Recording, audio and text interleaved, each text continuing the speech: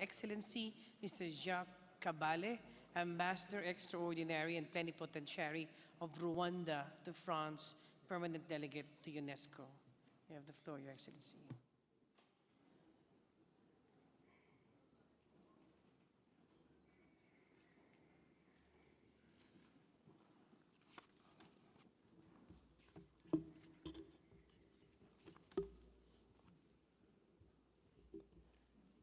Excellences, Monsieur le Président de la Conférence générale, Excellences, Monsieur le Président du Conseil exécutif, Excellences, Madame la Directrice générale, Excellences, Mesdames et Messieurs les chefs de délégation, Mesdames et Messieurs, au nom du gouvernement rwandais et en mon nom propre, je souhaite me joindre aux autres chefs de délégation pour vous féliciter, Monsieur le Président, pour votre élection en tant que président de la 38e Conférence générale de l'UNESCO.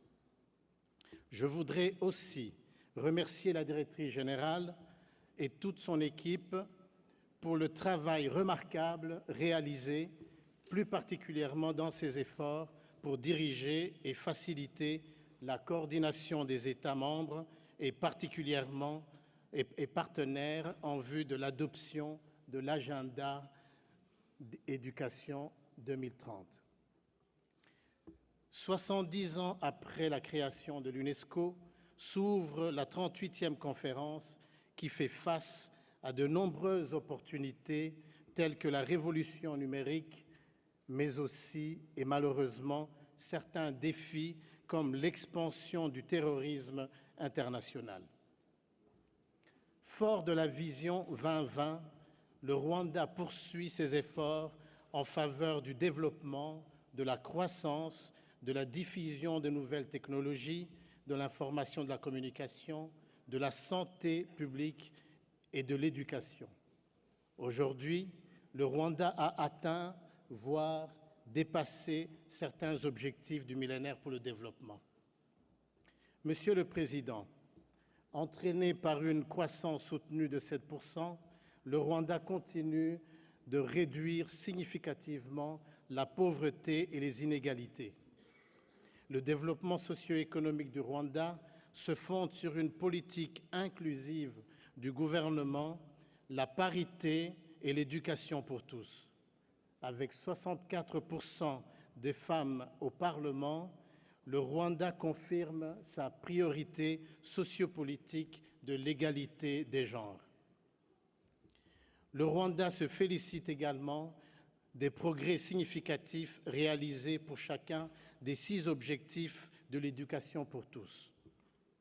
L'éducation de base universelle a été soutenue à travers plusieurs initiatives, notamment l'abolition des frais scolaires et l'introduction de subventions de captation, l'extension du programme de 9 ans d'éducation de base gratuite étendue à 12 ans, l'exécution des programmes d'alimentation scolaire, etc.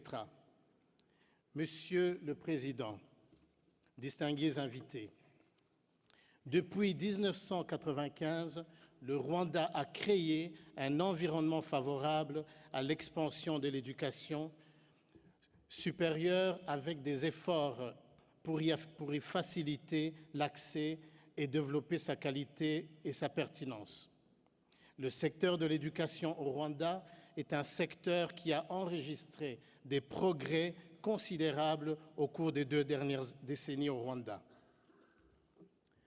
Monsieur le Président, le Rwanda soutient la déclaration d'Incheo et l'engagement de mise en place de l'agenda Éducation 2030. Pour stimuler pleinement la jeunesse, le Rwanda a investi massivement dans les nouvelles technologies de la communication et de l'information. Grâce à la fibre optique, présente dans 80% des villes du Rwanda, le gouvernement a permis le développement d'un environnement technologique haut débit favorable aux jeunes, aux start-up, aux investisseurs et à la révolution numérique.